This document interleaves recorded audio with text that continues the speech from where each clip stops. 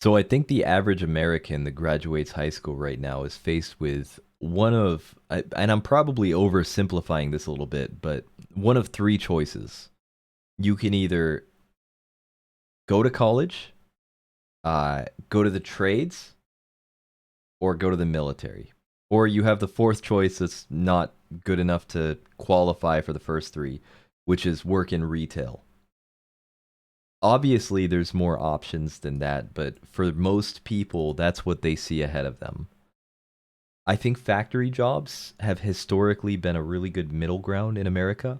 And for the past, what, like 60 or 70 years, we've been outsourcing them as much as we possibly can. So, without any further ado, let's dive in. Offshoring, automation, and a shift towards service jobs have all played a part in killing manufacturing jobs. The number of people actually making stuff for a living is down by over a third. In the same time, the workforce as a whole has grown by 50%. Not too long And that's since 1985, by the way. Down by a third since 1985. We're not talking 1920. ago, this was actually seen as positive progress. Blue-collar manufacturing jobs are dangerous, harder on your body, and all around seen as inferior to working in a nice air-conditioned office, contributing to the Yeah, only all-encompassing poor service people do that sector. stuff. But that's all started to change. Americans, have we're not realized- poor. It's beneath us. That manufacturing jobs can earn more than white-collar work, and it's become a desirable career all over again. Elections are being won or lost over the promise of creating manufacturing jobs, and billions of dollars I are think there's being more to handed out that, to but- companies to make it happen. But the trend is not our friend, and fighting it might end up doing more harm than good. These are still incredibly difficult jobs with a very uncertain future. So why are we all of a sudden yearning for the lines? Will return Well, I mean, there's definitely a moral argument to be made with some of the the stuff that happens in China and like the way that they make like. Do you have any moral ground to stand on if you can say, okay, I bought this iPhone that I know for a fact is made by slave labor in like China? I mean, not really slave labor, but it's like children making $1 an hour, so it's not much better. significant manufacturing jobs to our country. All-time record for construction jobs. Nearly 800,000 manufacturing jobs, the fastest growth in 40 years. The robots can work 24/7, and you call it dark factories. It can literally be working without human intervention. Main focus right now is automation. Automation. We can't have automation. So the reason that manufacturing jobs have become so desirable I don't think a lot of these factories overseas are automating things. I mean, I'm sure it is to an extent, but like, for the most part, human labor still plays a huge role in this stuff. over again is actually pretty And if you can just automate it, why are we outsourcing it anyways? simple. In the past, the most reliable opportunity for men without a college degree to earn an income that could support a family was in manufacturing. Fast forward to today, and record numbers of people with a college degree are still struggling to find work. Very few jobs can comfortably support a family by themselves, and areas that do have high-paying jobs are unrealistically expensive to live in. It's made a lot of people realize that maybe the old factory job wasn't so bad. Back in the good old days, the way it worked was that most people in a manufacturing business would work on the factory floor. Above them would be a smaller group of supervisors with practical experience that could make sure everybody was doing their work correctly. And above them, sitting in a separate office, were the college-educated specialists and executives responsible for designing new products and setting the direction of the company. Yeah, the people who are in charge of marketing and stuff. The people who have the money. But I mean, these guys, like, what's that movie, Charlie and the Chocolate Factory, where the guy puts bottles on toothpaste caps? Hey, it was an important job. I mean, he made a living off of it. And what else would he have done? Like, he would work at 7-Eleven or whatever? But eventually, we figured out that these jobs up here were way better than these jobs down here. So what if everybody could just do these ones? Globalization, automation, outsourcing, and tech services meant that instead of working on the factory floors ourselves, we could give those jobs to low-paid workers on the other side of the planet and move up into management positions. We made the world our factory floor, and the American workplace became the office overseeing and Yeah, it's because we have these pesky things in America called, like, minimum wage and regulations. And China doesn't have those. managing it. This was actually a pretty sweet deal, because, hot take alert, but a lot of our factory jobs kind of suck. If we could work all of the old jobs that the executives used to work, this would have been an incredible...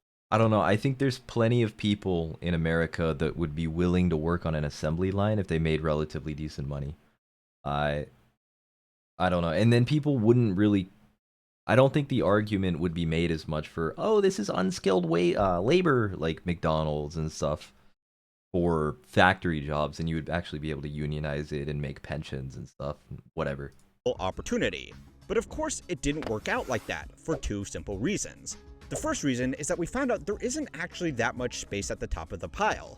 Go back 40 years and the average office wouldn't know what a culture coordinator, corporate wellness manager, diversity and inclusion officer, social media manager, brand ambassador, or sustainability consultant That's because none of these are real positions and they're all made up. even was. There are lots of extremely common jobs in modern offices that didn't exist 20 years ago. Part of this is due to technology. You can't coordinate social media if it doesn't exist, but a lot of it has been in response to finding more jobs for people to fill. Regulations, best practices, and modern initiatives have given modern workplaces more boxes to tick, which has meant more people in service jobs, but it means that the average value created by those service jobs has gone down. This white-collar inflation means that today, the people working the jobs back down at the bottom of the pyramid have kept up or exceeded most of the people trying to squeeze in up here. The second issue with making the entire economy white-collar is that eventually, the countries that we outsource the bottom of the services pyramid. You can't say the entire economy is white collar because we still have blue collar jobs. Like, we still have a lot of plumbers, we have electricians, who builds the houses, who builds the roads, who builds the infrastructure. Obviously, like, we outsource factories, but that's one blue collar job. Do I think it needs to come back? Probably, yeah. I don't think we should be outsourcing this to China, especially when China is our main competitor. But we still have a lot of blue collar stuff. I wouldn't say that our economy is all white collar by any means. Pyramid 2 wanted to make their own white-collar jobs. For the last 30 years, American companies have outsourced manufacturing to China because it was so cheap. But China has now taken... Once again, the safety nets keep the kids from, those technical expertise and use it to build their own companies that are just as good, if not better than the American businesses that they have used to do the grunt work for. What this means is that 30 years ago, it was factory workers fighting off global competition for their jobs. Today, it's everybody. The solution is to bring back manufacturing and build the pyramid back up again with a solid foundation.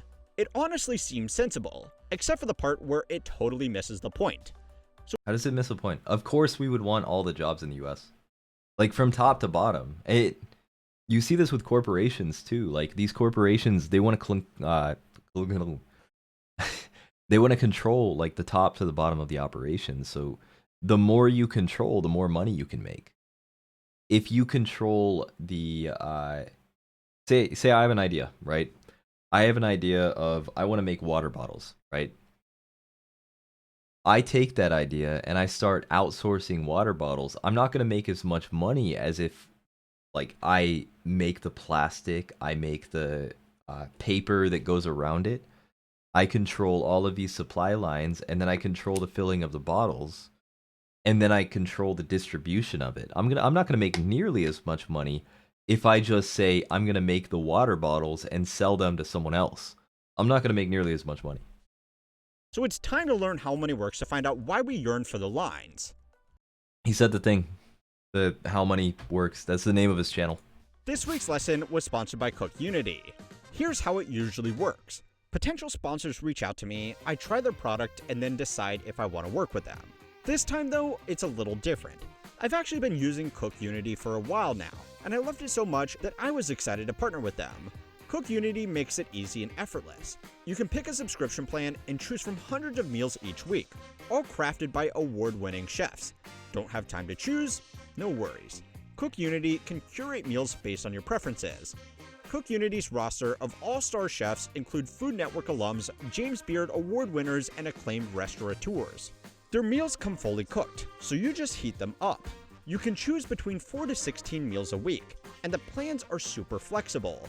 You can skip weeks, pause, or cancel anytime. Subscriptions start as low as $11 a meal, which is a steal for restaurant quality food. For example, while I'm writing this, I'm enjoying the Piri Piri Chicken Thighs by Dustin Taylor. Absolutely incredible. Honestly, it feels like having a personal chef that changes daily, based on your cravings. Go to cookunity.com/money50 or click the link in the description and use my code MONEY50 to get 50% off your first order of Cook Unity meals to try them out for yourself. Now sit down. What I'm about to say might come as a shock to you, but America is not special. We were not the only country to do the old Untrue, we are. service job switch. But we're not unique to this case, probably. Other advanced economies like those in Europe, Canada, and Australia also outsourced a lot of their manufacturing, and some of them went even harder than we did. Australia, which used to have a large manufacturing industry producing advanced products like automobiles and aircraft, has lost all of its major companies, and according to their own Department of Jobs and Skills, the largest manufacturing industry by employment today is baking. Don't worry, I didn't forget. That video on Australia is coming soon, so subscribe, because that place has some problems. Even the Well, we have the moral high ground, so we don't use cheap labor to employ people to make our stuff for us in dangerous steel mills and dangerous factories where people could get hurt, by the way, when we could just have people in China do it countries that for $1 an hour at the age of 12. we outsourced to ended up outsourcing. South Korea, Japan, and even China have started to wake up to the problems that they have caused for themselves by outsourcing the jobs that actually make the stuff to the lowest global bidder. And now everybody is in a desperate China's race to outsourcing? reverse Who's China course. outsourcing Robert to? Lawrence, a trade and investment professor at Harvard University, recently wrote about this, arguing that this whole reversal was futile at best. Behind the curve, can manufacturing still provide inclusive growth? Looks at how these jobs used to be able to provide a good quality of life to average American families, and how our nostalgia for that time has made us all focus on our jobs instead of the conditions surrounding them. It doesn't matter if you forge engine blocks by hand or file TPS reports in a cubicle. You are still exchanging your time and expertise for a paycheck. The reason that manufacturing jobs look so good by comparison now is down to two important factors. The first big advantage they had was that they remained unionized. In the past, union efforts fought for pay and benefits of workers here at the bottom of the pyramid against the people up here at the top. As the population moved into white-collar jobs in the service sector, we convinced ourselves that we were the management, which is why, with the exception of a few special industries, if you sit behind a computer for a living, you are much less likely to be a part of a union. In just the past 5 years, unions representing auto workers, dock workers, and UPS drivers had negotiated pay and benefits that split opinions across the country because they were so generous it almost seemed greedy. The thing is though, if your income had also kept up with productivity, these would still be lower middle income jobs, and office jobs would pay even better still. The other thing that has made factory jobs seem really attractive all of a sudden is that factories naturally exist in areas that are cheap because of the land that's required to build them. Offices for high-end companies that can afford to pay high-end salaries are almost always in very expensive cities where you need to earn even more to live a comfortable life without 6 roommates. Yeah, if everybody can go to college and get a good job, there's not going to be any good jobs. I mean, it kind of sucks, like just how it is. Nobody's going to work at a factory and like slave away every day if they can't afford to feed themselves though. And particularly, like, generally people aren't going to work at a factory and slave themselves away if they can't afford to feed their family like that. So I feel like unions are pretty important with that because they kind of demand things that people need to work in that kind of stuff. People are naturally much more likely to remember what someone does for a living than what the macroeconomic factors surrounding their employment are. So instead of focusing on making cities affordable, pushing for worker representation, or just offering workplace protections, it's become easier to just talk about bringing back factory jobs. Now, both sides of the aisle are absolutely guilty of pushing this oversimplistic solution, and politicians are making the same promises outside of America. I mean, that's just what politics is you make whatever the most extreme argument is on your side to appeal to as many people as you can, and hope that something sticks. I definitely think bringing back factory jobs is probably pretty important right now. America too. Tariffs, Build Back Better, the CHIPS Act, bailouts, and massive incentives all have the intention of creating, or at the very least, maintaining manufacturing jobs. But in his book, Lawrence has argued that this is probably just going to backfire, and it could actually make a lot of problems worse. These big government programs ultimately amount to giving a lot of money to companies so they can create manufacturing jobs, but not even. I mean, that's what South Korea did. South Korea, and you could take this like however you will with a grain of salt or whatever, but they made the Chagals. I might be pronouncing that wrong, but it's like 8 families that have just an exorbitant amount of money, and they produce pretty much everything in Korea, and they control the whole economy. But it made Korea a world power. So it worked, I guess, but I don't know if it's like a similar situation in America would work.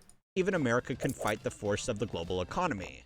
Instead of making money more inclusive and providing opportunities for semi-skilled workers to keep up, these programs have largely worked to funnel money into the hands of investors and business owners. They also ignore the small problem that people have already moved on. After decades of being told to upskill and go to college, people have upskilled and gone to college. These new projects are struggling to find skilled manufacturing workers to fill these roles, with some businesses resorting to hiring people through skilled worker visas, creating a situation where we have onshored the offshore jobs that were originally onshore. Now, Lawrence's book is written by a Harvard economist for Harvard economists. It's an interesting read that I will definitely leave a link for in the description, but you have been warned it's pretty heavy. Now, the good news amongst all of this is that the solution is simple. The carrot hasn't worked. Businesses have taken these government incentives and handed them to their investors. But there is always the stick. The bad news is that it's incredibly unlikely to happen. Go and watch my video. I don't really understand what that means. I might just be missing it though. Let me know what you think in the comments. Please like and subscribe if you enjoyed this video, and check out How Money Works. This is a good channel. It talks about a lot of really important stuff. I'll probably react to them again in the future, and see you in the next one.